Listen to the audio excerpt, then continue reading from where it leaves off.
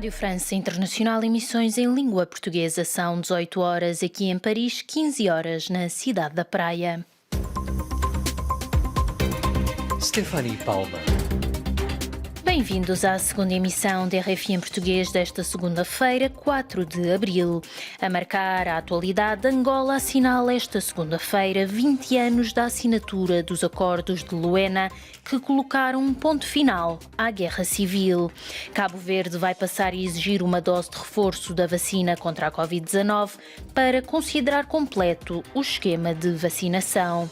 A Liga Guineense dos Direitos Humanos tomou posição quanto aos detidos no âmbito da tentativa de golpe de Estado perpetrado a 1 de fevereiro passado. Estes são alguns dos títulos que vamos desenvolver já a seguir no bloco informativo sob comando técnico de Dushko Sekulic. O jornal começa agora. Fique desse lado. RFI, as vozes do mundo. Começamos este segundo noticiário com a atualidade africana. Angola assinala hoje 20 anos de paz efetiva, com o foco na materialização das eleições gerais marcadas para agosto do ano em curso. Os partidos signatários do acordo, MPLA e UNITA, 2 décadas depois, divergem nas suas análises. O relato é de Luanda com Francisco Paulo.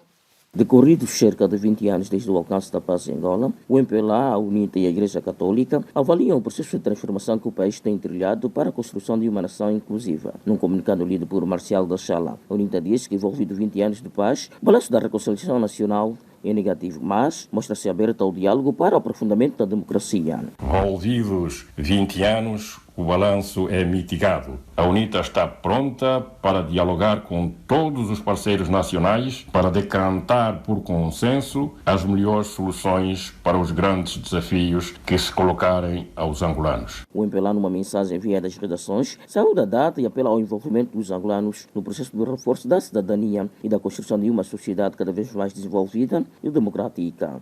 Entretanto, a CIAS, na voz do seu líder, Dom José Manuel Limbamba, entende que a paz é uma conquista que deve ser cultivada com atitudes valiosas, mas lamenta o déficit de consciência desse cidadão que deu lugar ao de militante, propondo assim um trabalho de educação cívica para que cada um se assuma primeiramente como cidadão. É uma conquista que todos nós devemos cultivar, com atitudes valiosas, com perspectivas de desenvolvimento, de inclusão, com perspectiva de construirmos, afinal, uma Angola de todos e para todos. Há um déficit de consciência de cidadãos e um elevado nível de consciência de militante. Então, há toda uma educação cívica a fazer para que cada um de nós se assuma primeiramente como cidadão. Francisco Paulo, Luanda, RFI. Cabo Verde vai passar a exigir, a partir do próximo dia 14 de abril, uma dose de reforço para considerar completo o esquema de vacinação contra a Covid-19. Esta medida foi tomada apesar da situação epidemiológica estar controlada em todas as ilhas. Mais detalhes com o nosso correspondente em Cabo Verde, Odair Santos.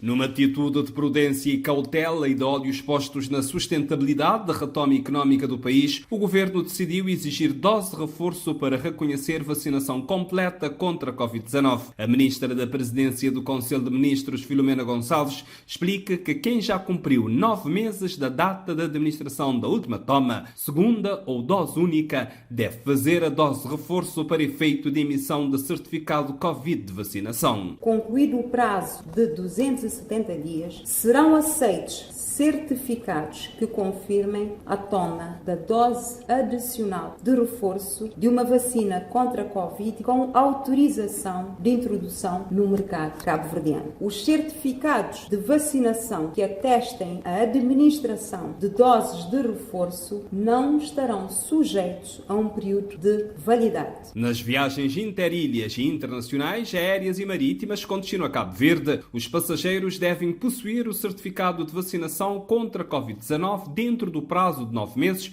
ou com dose de reforço após os 9 meses. Entretanto, mantém-se a possibilidade da apresentação de certificado Covid-19 de recuperação ou teste negativo PCR até 72 horas ou antigênio 48 horas. Continua a não ser exigido o certificado de vacinação ou teste negativo de Covid-19 para as crianças até 12 anos de idade. De Cabo Verde para a RFI, Odair Santos. Na Guiné-Bissau, a Liga dos Direitos Humanos afirma-se preocupada com a integridade física dos suspeitos detidos no âmbito da tentativa de golpe de Estado perpetrada a 1 de fevereiro. A ONG pede que estes sejam libertados provisoriamente para receberem tratamento médico. O relato é de Moussa Baldé, o nosso correspondente. Em comunicado, a Liga diz que o Ministério do Interior, que tutela a Polícia da Ordem Pública, não está a permitir visitas a pessoas detidas em conexão com a tentativa de golpe de Estado de 1 de fevereiro passado. A Liga dá os exemplos dos cidadãos Umaru Mané, detido no sul da Guiné-Bissau e transportado para a segunda esquadra em Bissau, e Armindo da Silva, um jovem empresário de Bissau, detido na sede da PJ em Bissau. Estes dois cidadãos, maiores de idade, estariam com sérios problemas de saúde, mas a Liga diz que não foram permitidos sair em tratamento médico. A organização, dirigida pelo advogado Augusto Mário da Silva, diz mesmo que Umaru Mané, de 50 anos de idade, estaria a correr perigo de vida se não for tratado com urgência.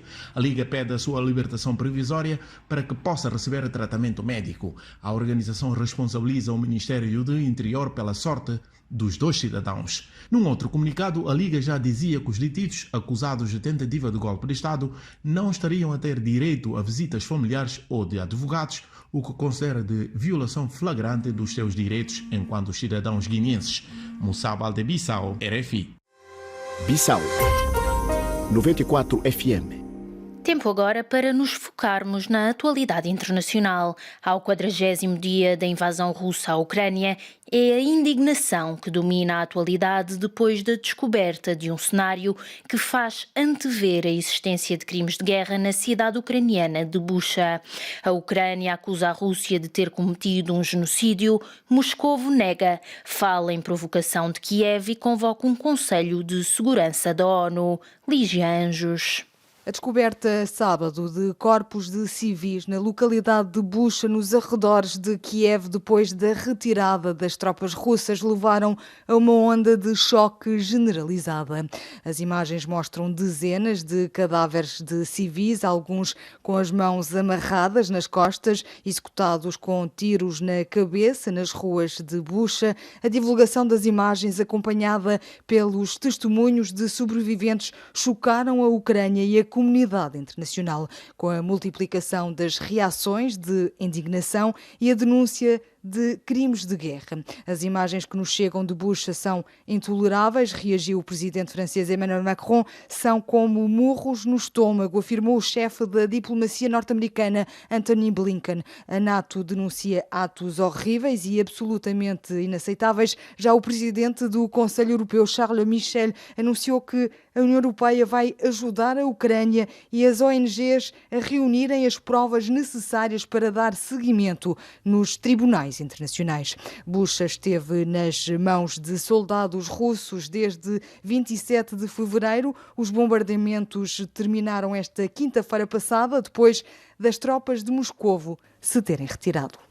Na Hungria, o primeiro-ministro Viktor Orbán obteve um quarto mandato ao ganhar as eleições legislativas com 54% dos votos com o seu partido, o Fidesz, apesar de uma coligação da oposição contra ele. O líder conservador voltou a apontar o dedo a Bruxelas logo na altura da sua eleição. Ouçamo-lo.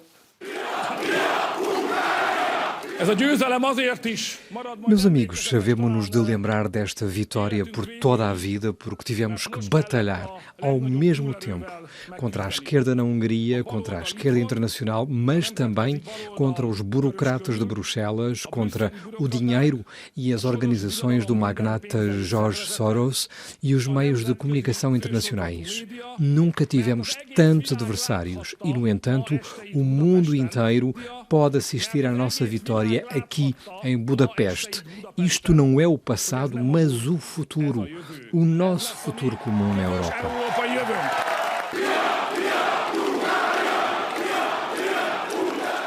As palavras de Viktor Orbán, primeiro-ministro húngaro, numa tradução de Miguel Martins.